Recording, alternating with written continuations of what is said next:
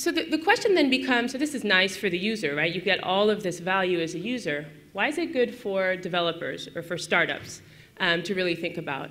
And the idea here is that it gives you distribution. At the end of the day, your sort of the name of the game here, when you're actually starting off and really looking to scale and see that effect, that one, gets you money, which I think is an important piece of the equation, and two, really gets you traction with your users.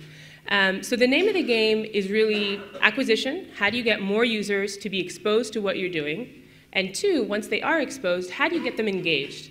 How do you keep them coming back to your application in a way that's interesting and keeps them involved, essentially? So that's really the two things that I think any startup should really be focused on.